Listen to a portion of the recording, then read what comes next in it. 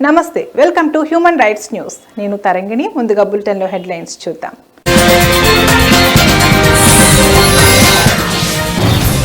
రాష్ట్రాన్ని బీఆర్ఎస్ అప్పుల పాలు చేస్తే సీఎం రేవంత్ గాడిలో పెడుతున్నారు. ఎమ్మెల్యే ఏర్లపల్లి శంకర్ వెల్లడి.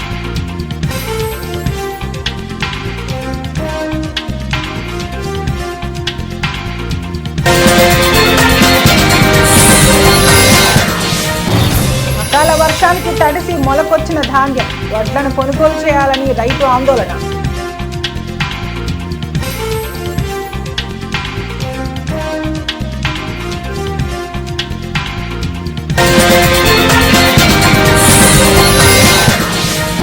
ఘనంగా సూపర్ స్టార్ కృష్ణ జయంతి వేడుకలు. భారీ కేక్ ని కట్ చేసిన ఫ్యాన్స్. జయంతి వేడుకలు.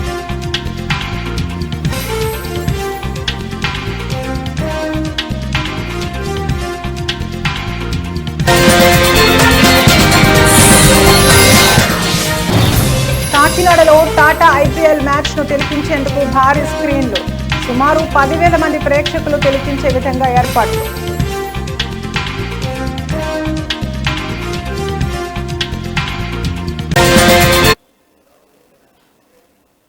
ములుగు అకాల వర్షానికి తడిసి మొలకొచ్చిన ధాన్యం, వడ్లు కొనకపోతే ఆత్మహత్య దిక్కు అని రైతులు వాపోయారు. తాడ్వాయి మండలం కాటాపూర్ గ్రామానికి చెందిన లాలయ్య అనే రైతు తన 7 ఎకరాల పొలంలో వరి సాగు చేశాడు. పంట కోసి నెల రోజులు అవుతున్న కొనుగోలు కేంద్రానికి తీసుకెళ్లి స్తోమత లేక పొలం వద్దే వడ్లు ఆరపోసుకున్నాడు.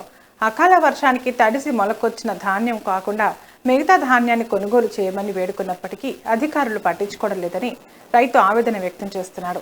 ఇప్పటికైనా తన వడ్లను కొనుగోలు చేయాలని, లేకపోతే తనకు ఆత్మహత్య దిక్కని రైతు లాలయ్య ఆందోళన వ్యక్తం చేస్తున్నాడు.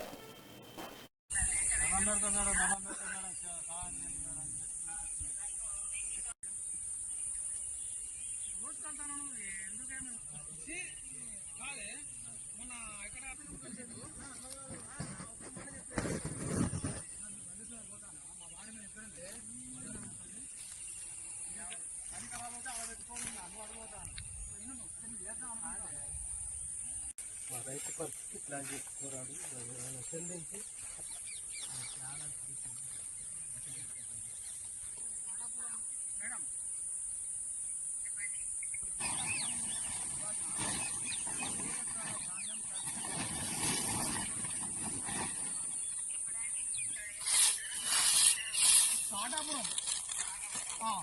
బాలయ్య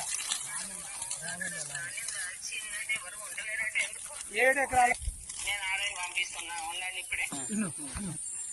7 ఎకరాల వడ్లు ఇలా ఈ రకంగా నేను నష్టపోయిన అకాల వర్షాలతో నేను ఈ రోజు 7 ఎకరాల వడ్లు ఇలా నష్టపోయి నేను ఆత్మహత్య చేసుకునే పరిస్థితిగా ఉన్నది. ఏది ఏమున్నా కానీ ప్రభుత్వమే దీనికి బాధ్యత వహించాలి. ఈ ప్రభుత్వం ఇంత నిర్లక్ష్య ప్రభుత్వం, అధికారులు కూడా ఎవరు కూడా ఈ రైతులు పట్టించుకుని నాదులు లేడు ఈ రోజులల్లా. ఎందుకంటే మేము ఎందుకు బతకాలి, ఏం చేయాలి, రైతు బంధు లేదు, రైతు బీమా లేదు ఈ రోజులల్లా. ఎందుకు ఈ ప్రభుత్వం చెత్తగుడి ప్రభుత్వం, ఈ మాటలగాడి ప్రభుత్వం కానీ ఇది చేతలగాడి ప్రభుత్వం కాదు. ఇది ఎందుకంటే ఇది రైతులు రక్తం తాగి రైతు దగ్గర రాజ్యం ఆట ఎద్దేశం ఎగర్చామట. ఈ రాజ్యం కూడా ఈ రోజులో రైతులతో పెట్టుకొని ఈ రోజు రాజ్యం కూడా ఇది బాగుపడే పొజిషన్ లేదని నేను ఈ రోజు మీడియా ద్వారా నేను చెప్తా ఉన్నా. ఎట్లా చేసినా వడ్లు వాళ్ళు ఏమైనా కొనుక్కుంటే ఆత్మహత్య చేసుకుంటా. దీనికి కాంగ్రెస్ పార్టీ దీనికి బాధ్యత వహించాలని కూడా నేను ఇలా చెప్తా ఉన్నా. ఏప్రిల్ 1 తారీఖు పోసిన ఏప్రిల్ అయిపోయింది, ఇలా 2 నెలలకు. సినీ విలీనాకాశంలో ఎంతో మందికి సహాయ సహకారాలు అందించి సేవాభావంతో ఉన్నతంగా రాణించిన మహనీయులు సూపర్ స్టార్ ఘట్టమనేని కృష్ణ అని చల్లా వెంకటరమణ, ఎం శేఖర్, బోరా ఎల్లారెడ్డి పేర్కొన్నారు. కాకినాడ జిల్లా కొత్తపేటలో కృష్ణ మహేష్ బాబు ఫ్యాన్స్ ఆధ్వర్యంలో సూపర్ స్టార్ కృష్ణ 82వ జయంతి వేడుకలను ఘనంగా నిర్వహించారు. భారీ కేక్ ను కట్ చేసి పేదలకు అన్నదానం చేపట్టారు. సూపర్ స్టార్ కృష్ణ తన సినీ జీవితాన్ని తేనె మనసుల సినిమాతో ప్రారంభించి ధృవతారలా నిలిచారని వారు కొనియాడారు.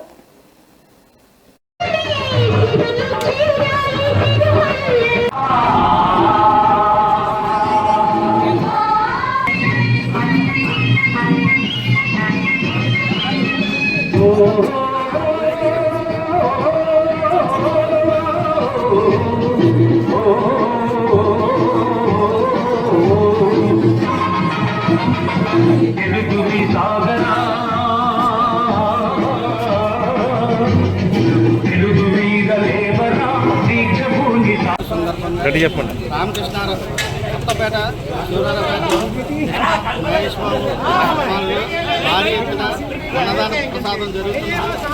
ఇది దిగ్విజయంగా జరిగిన కారణంగా ఈ 22వ జయంతి సందర్భంగా సాహస వీరుడు మన సండిఎం తెచ్చిన గనుడు, అలాగే కలర్ మరియు కలర్, అలాగే సినీ ఫీల్డ్లో ఎక్కువ చలనచిత్ర నటించిన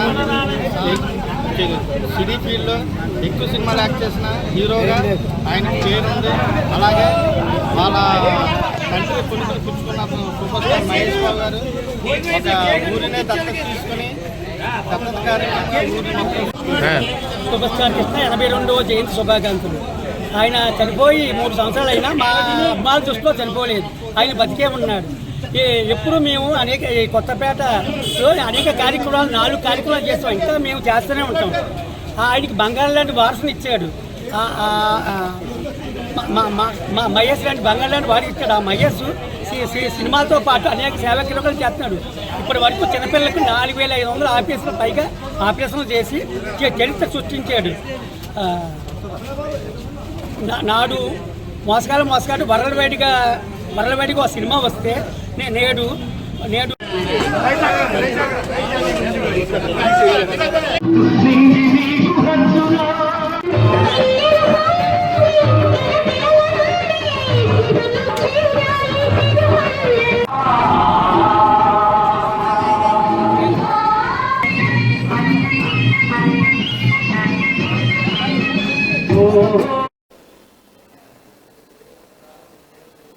దక్షిణాది రాష్ట్రాల్లో తొలిసారిగా కాకినాడలో టాటా ఐపీఎల్ మ్యాచ్ ను తిలకించేందుకు భారీ స్క్రీన్లు ఏర్పాటు చేయడం జరిగిందని ఎంపీ కార్యాలయం ఇన్ఛార్జ్ లక్ష్మణ్ మూర్తి, బీసీసీఐ ప్రతినిధి ఆల్విన్ గైక్వాడ్ తెలిపారు. జూన్ 1, 3 తేదీల్లో నిర్వహించాల్సి ఉన్న 2 ఐపీఎల్ ఫ్యాన్ వర్క్ పార్క్ ఈవెంట్లు కాకినాడ జిల్లా స్పోర్ట్స్ అథారిటీలో నిర్వహించడం జరుగుతుందన్నారు. అమలాబాద్ లో జరిగే పంజాబ్ ముంబై క్వాలిఫైడ్ మ్యాచ్, 3వ తేదీన జరిగే ఐపీఎల్ ఫైనల్ మ్యాచ్ ను సౌత్ ఇండియాలో కాకినాడలో మాత్రమే ఏర్పాటు చేయడం జరిగిందన్నారు. సుమారు 10,000 మంది ప్రేక్షకులు మ్యాచ్ ను తిలకించే విధంగా ఏర్పాటు చేశామని వారు పేర్కొన్నారు.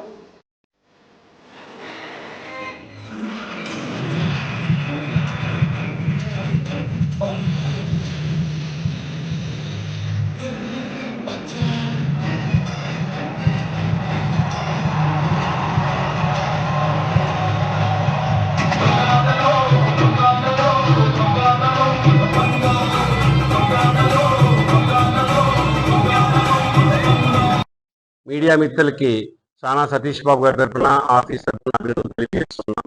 నేను చేస్తున్న కృషికి మీ సహకారం, మీ యొక్క అభినందనలు మాకెంతో ముఖ్యమైనవి. మీరు గత 2 రోజుల బట్టి మీడియా వారికి చూపిస్తున్న ప్రోత్సాహాన్ని మేమెంతో సానా సతీష్ గారి తరఫున, రాజ్యసభ ఎంపీ అయినటువంటి మా సానా సతీష్ గారి తరఫున మీకు అభినందనలు ప్రత్యేకంగా మీడియా వారికి తెలియజేస్తూ ఉన్నాం. దక్షిణాది రాష్ట్రాల్లోనే ఒక కాకినాడ నగరాన్ని ఎంచుకొని మొట్టమొదటిసారిగా ఐపీఎల్ ఫైనల్కి సంబంధించి ఈ యొక్క ఈవెంట్ని ఏర్పాటు చేశారు. 1వ తారీఖున జూన్ 1న ఎలిమినేటర్ మ్యాచ్ని, 3వ తారీఖున ఫైనల్ మ్యాచ్ని ఏర్పాటు చేశారు. ఈ వేదికకు ప్రోత్సాహాన్నిస్తున్న జిల్లా కలెక్టర్ గారు అయినటువంటి ఎస్పీ గారికి మరియు ఇతర ఫైర్ అధికారులకి, జిల్లా క్రీడాకార అధికారులందరికీ, సంబంధిత అధికారులందరికీ కూడా మేము ప్రత్యేకంగా శుభాకాంక్షలు తెలియజేస్తున్నాం. కలెక్టర్ గారు అయితే ప్రోత్సహిస్తూ మమ్మల్ని ఏ విధంగా మా సపోర్ట్ మీకు కావాలని చెప్పి ఆయన పలుసార్లు మాకు సంబంధిత నివేదికలు కూడా అందజేశారు. దీనికి సంబంధించిన సేఫ్టీ మెజర్స్ కూడా తీసుకునే విధంగా ఆయన కొన్ని సూచనలు చేశారు. ఆయన ఆలోచనలకు అనుగుణంగా అందరి యొక్క అభిమానాన్ని తీసుకుంటూ ఈ ఈవెంట్ ఏర్పాటు చేశాం. ఒక విషయంలో చెప్పాలంటే ఇది చాలా At the same time, I would also like to thank the media for being in line with the BCCI and East Godavari District Federation for creating awareness amongst the people in Kakinada about the IPL Fan Park. Would also like to thank the people who have given us permission to conduct IPL Fan Park in Kakinada on the 1st of June and 3rd of June 25 at District Sports Authority, Krishnanagar, Ramayana. This season, BCCI has stretched to 50 cities to conduct IPL Fan Park, out of which 2 cities belong to the state of Andhra. I would name them is Vijayawada and Kakinada. BCCI's intentions to have IPL Fan Park is to bring electrifying stadium-like atmosphere to cities where there are no stadiums, cities which do have stadiums but they do not host IPL matches. IPL Fan Park is for the people of such cities who can గురుకుల పాఠశాలల్లో చదివే విద్యార్థులు టాయిలెట్లు కడగడం, ఎవరి room వాళ్లే clean చేసుకోవడంలో తప్పేంటన్న SC గురుకుల సొసైటీ సెక్రటరీ అలుగు వర్షిణి వ్యాఖ్యలకు ఆర్ఎస్ ప్రవీణ్ కుమార్ కౌంటర్ ఇచ్చారు. కడుక్కుంటే తప్పేంటని మీ అధికారులే అంటున్నారు. నేను ఇలా రేవంత్ రెడ్డి గారిని సూటిగా ఒకటే ప్రశ్న అడుగుతున్నా. అయ్యా, మీ టాయిలెట్ మీరే కడుక్కుంటున్నారా? మీ ఇళ్లల్లో మీ టాయిలెట్ మీరే కడుక్కుంటున్నారా? మీ పిల్లలు పోయే బడులల్లో పిల్లలు వాళ్ళ టాయిలెట్లు వాళ్ళే కడుగుతూ ఉన్నారా? మీ మంత్రులు వాళ్ళ టాయిలెట్లు వాళ్ళే కడుక్కుంటున్నారా? కడుక్కుంటే తప్పేందని మీ అధికారం అంటున్నారు. మరి కడుక్కోవాలి కదా. నేను మొన్న కూడా స్టేట్మెంట్ ఇచ్చిన, రేవంత్ రెడ్డి గారు మీరు ఆదేశాలు ఇచ్చినందుకే ఈ అధికారి చాలా నిర్భయంగా ఎస్సీ వర్గాల మీద వివక్ష చూపుతూ ఉన్నది. ఎవరి టాయిలెట్లు కడుక్కోవడానికి వ్యతిరేకం కాదు రేవంత్ రెడ్డి గారు. ఈ దేశం పుట్టక ముందు నుంచి, ఈ మానవాళి ఉన్నప్పటి నుంచి పేద వర్గాలు వాళ్ళ టాయిలెట్లు వాళ్ళే కడుక్కుంటున్నారు. వాళ్ళ టాయిలెట్లే కాదు, సమాజం టాయిలెట్లు అంతా కూడా ఈ దేశంలో వాళ్ళే కడుగుతున్నారు. మీకు తెలియకపోతే తెలుసుకోండి చరిత్ర. ఇవాళ వాళ్ళు ఎన్ని రోజులు రా బాబు ఈ పని, ఎన్ని రోజులు రా ఈ పారిశుద్ధ కార్మికుల పని చేయాలి, ఎన్ని రోజులు ఈ బాంఛన బతుకు ఉండాలి, ఇప్పుడన్నా మాకు మరి విముక్తి రాదా అని చెప్పి ఆనాడు మరి గురుకులాలు పెడితే ఆ గురుకులాలను కేసీఆర్ గారు చరిత్రలో ఎన్నడూ లేని విధంగా 1000 గురుకులాలుగా మార్చి ఈ పేద వర్గాలు ఎర్ర బస్సు ఎక్కలేని కుటుంబాలు ఎయిర్ బస్ ఎక్కాలి, ఏరోప్లేన్ ఎక్కాలి, విదేశాలకు పోవాలి, ఇంగ్లీషు చదువుకోవాలి.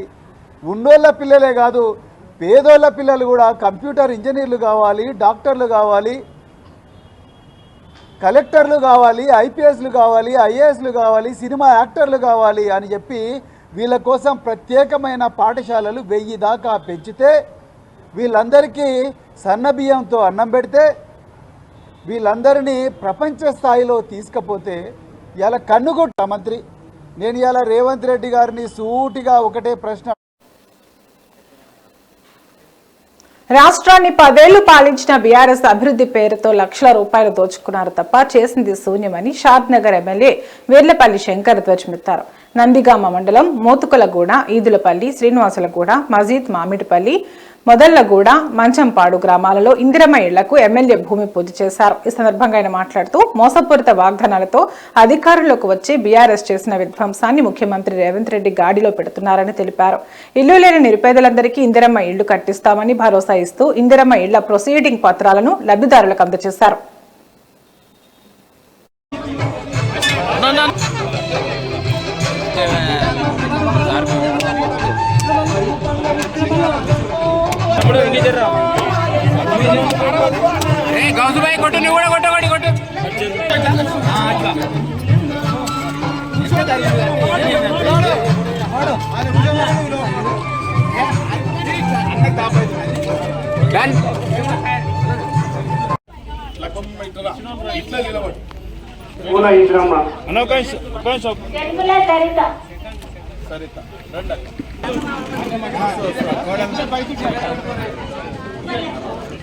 ఒక్కసారి ఇక్కడ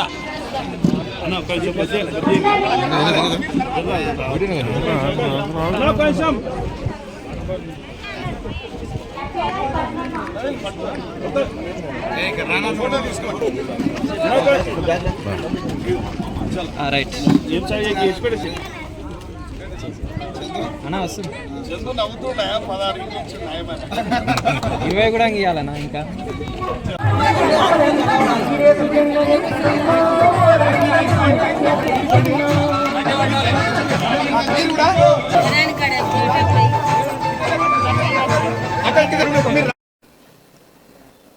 కేంద్ర రాష్ట్ర ప్రభుత్వాలు పెట్టుబడిదారులకు, కార్పొరేట్ సంస్థలకు కార్మికులను, ఉద్యోగులను బానిసలుగా చేసే 4 లేబర్ కోడ్లను రద్దు చేయాలని సిఐటియు జాతీయ ఉపాధ్యక్షురాలు బేబీరాణి, నాయకులు రమణ పేర్కొన్నారు. సిఐటియు 55వ వ్యవస్థాపక దినోత్సవం సందర్భంగా కాకినాడ సామాన్య ఆసుపత్రి వద్ద సిఐటియు పతాకాన్ని సిఐటియు జాతీయ ఉపాధ్యక్షురాలు బేబీరాణి, రమణ, వీరబాబు తదితరులు ఆవిష్కరించారు. ఈ సందర్భంగా వారు మాట్లాడుతూ కేంద్ర ప్రభుత్వం 44 చట్టాలను 4 చట్టాలుగా మార్చడం తగదని, వెంటనే కార్మికుల హక్కులను కాలరాసే 4 లేబర్ కోడ్లను రద్దు చేయాలని వారు డిమాండ్ చేశారు. కార్మిక వర్గం ఐక్య పోరాటాలతోనే సమస్యలు పరిష్కారం అవుతాయని పేర్కొన్నారు. ఓకే.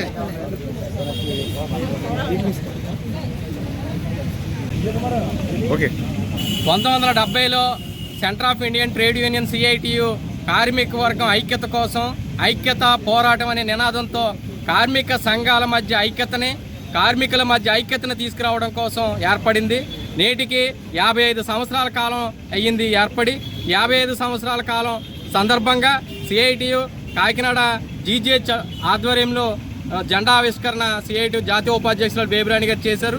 ఈ సందర్భంగా కార్మిక వర్గానికి విజ్ఞప్తి, ఈరోజు కేంద్రంలో ఉన్నటువంటి బీజేపీ నరేంద్ర మోడీ ప్రభుత్వం కార్మిక వర్గానికి వ్యతిరేకంగా 4 లేబర్ కోడ్లు తీసుకొచ్చింది. ఈ 4 లేబర్ కోడ్లని ఈ యొక్క సిఐటియు ఆవిర్భావ దినోత్సవం ఈ ఆవిర్భావ దినోత్సవ స్ఫూర్తితో దీన్ని తిప్పుకొట్టడం కోసం 4 లేబర్ కోడ్లు తిప్పుకొట్టడం. జూలై 9 సార్వత్రిక సమ్మెను కార్మికుల ఐక్యత, కార్మికుల జిందాబాద్. Comrades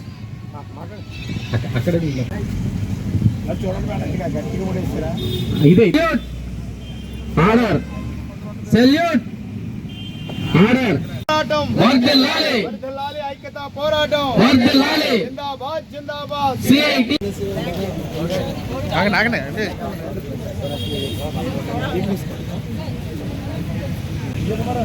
okay. 1970లో Centre of Indian Trade Union CITU కార్మిక వర్గం ఐక్యత కోసం ఐక్యత పోరాటం అనే నినాదంతో కార్మిక సంఘాల మధ్య ఐక్యతని కార్మికుల మధ్య ఐక్యతను తీసుకురావడం కోసం ఏర్పడింది. నేటికి 55 సంవత్సరాల కాలం. ఆధునిక వ్యవసాయ పద్ధతులను ఉపయోగించుకుని తక్కువ పెట్టుబడులతో అధిక దిగుబడి సాధించేందుకు రైతులు ప్రణాళికను సిద్ధం చేసుకోవాలని జిల్లా వ్యవసాయ శాఖ అధికారి విజయ్ కుమార్ అన్నారు. వికసిత కృషి సంకల్ప అభియాన్ కార్యక్రమంలో భాగంగా మండల కేంద్రమైన కిర్లంపూడి వ్యవసాయ శాఖ కార్యాలయంతో పాటు ఎస్ తిమ్మాపురం, బూరుగుపూడి గ్రామాలలో ఖరీఫ్ సీజన్పై రైతులకు అవగాహన కార్యక్రమం నిర్వహించారు. మండల వ్యవసాయ అధికారిని జోకా అమృత ఆధ్వర్యంలో నిర్వహించిన ఈ కార్యక్రమంలో రైతులకు పలు విషయాలపై అవగాహన కల్పించారు. ఈ సందర్భంగా ఆయన మాట్లాడుతూ రైతులు సన్న రకాల పంటలతో పాటు మెరక వ్యవసాయంలో అపరాలు, చిరుధాన్యాలు వంటి పంటలపై దృష్టి సారించాలని ఆయన రైతులకు సూచించారు.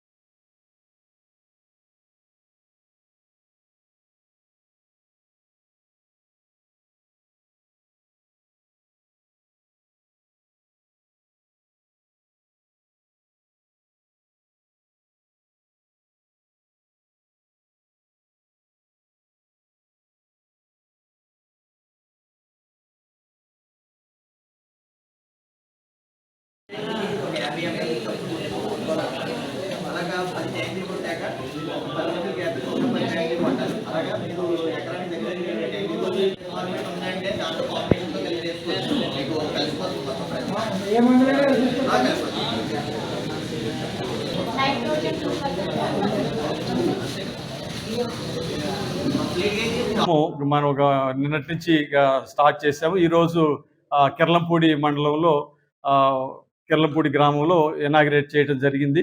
సో రైతు సోదరులందరికీ కూడా central government schemes, state government schemes గురించి తెలియచేయడం జరిగింది. దాని ప్రాముఖ్యంగా సాయిల్ టెస్టింగ్ దాని గురించి రైతు సోదరులకు అవగాహన కల్పించడం జరిగింది. రెండవది నానో యూరియా, నానో డిఏపి గురించి ఎలాంటి పర్మిషన్లు లేకుండా కాకినాడ జిల్లా ప్రత్తిపాడు నియోజకవర్గంలో విచ్చలవిడిగా మట్టి తవ్వకాలు జరుగుతున్నాయి. అనుమతులు లేని గ్రావెల్, మట్టి తవ్వకాలు జాతీయ రహదారిపై తుని నుంచి జగ్గంపేట వరకు బహిరంగంగా డబ్బాలు పెట్టి ర్యాంపులు వేసి రాత్రి పగలు షిఫ్ట్ డ్యూటీలు వేసుకుని తిష్ట వేస్తుంటే అధికారులు మాత్రం మామూళ్ల మత్తులో పట్టించుకోవడం లేదు. అయితే కూటమి ప్రభుత్వం అధికారం చేపట్టి సంవత్సరం కావస్తున్నా అక్రమ దందాలకు అధికారులు చెక్ పెట్టకపోగా ఒక కేసు కూడా నమోదు చేయలేదని జిల్లా ప్రజలు ఆగ్రహం వ్యక్తం చేస్తున్నారు.